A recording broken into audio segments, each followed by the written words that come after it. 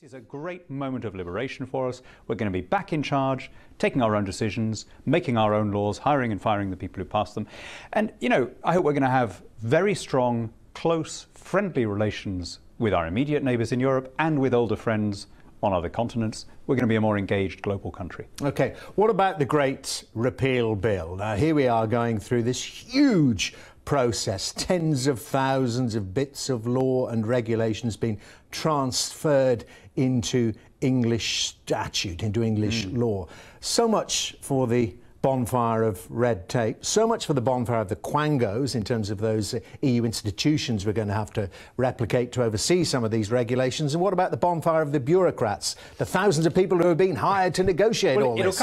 It'll come. I mean, we need to do this in an orderly way. We need to do it with the agreement of our European allies, and we need to give certainty to EU businesses practicing here and British businesses in Europe. And so the sensible thing to do is to say, the day after Brexit is going to look pretty much like the day before. We'll still have the same legal regulatory framework. We can then get round to repealing. It's the road to Brexit. Aren't we just going to drown ourselves in red tape? And what's Parliament going to be doing other than this? What happens if there is a financial crisis? What happens if there's an international crisis? What happens about the burning issues of the NHS, of education? Do they all get forgotten? Well, they weren't forgotten while we were assimilating all of these EU burdens in the first place. Look, some of them, of course, we're going to replicate. You know, we're an internationalist and engaged country, and the reality is that we will, through bilateral treaty with the arrangement of our European friends, have some of the same deals that we currently are obliged to do as EU members.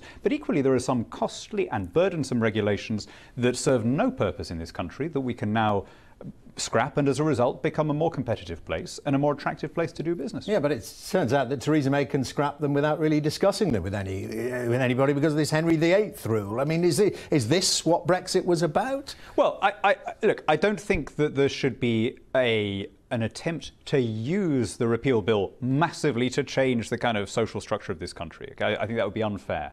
I think having taken back control, having taken back the power, different parties and different politicians can argue about what they want to keep, and those are legitimate democratic arguments. But my goodness, isn't it great that we are now in a position to decide for ourselves again, instead of having to put up with whatever we're given? OK, but now let's look at the negotiations. You touched upon your mood in your first answer there, talking about how optimistic you still are.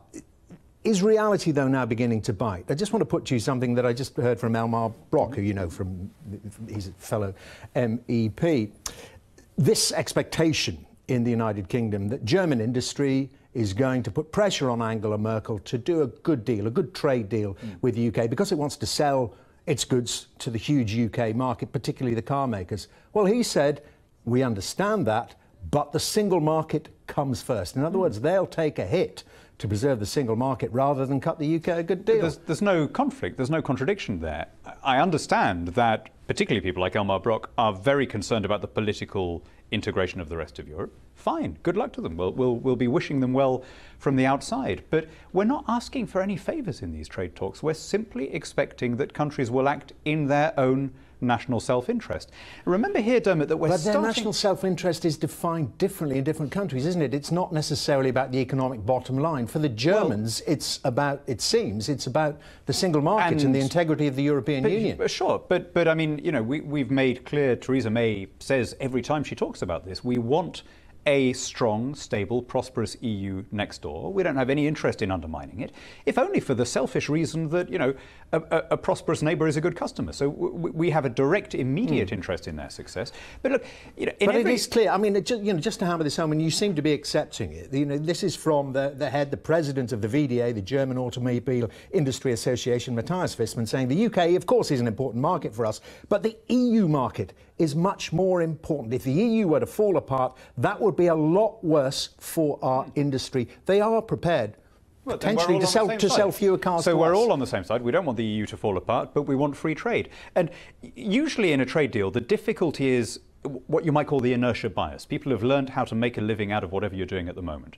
And it's therefore difficult to convince people to cut tariffs or remove barriers. This one, uniquely, it's the other way around. We're starting from a position of zero tariffs. We're starting from a position of regulatory equivalence. So the inertia bias is working the other way around. And I have to say, I haven't heard anyone in Europe, any serious politician, calling for tariffs or trade barriers. Despite the competitive moan fest that some British journalists are in, no one that I've come across in Brussels is seriously proposing that we should impose new barriers where we don't have any. You didn't frankly have the balls to put country before party.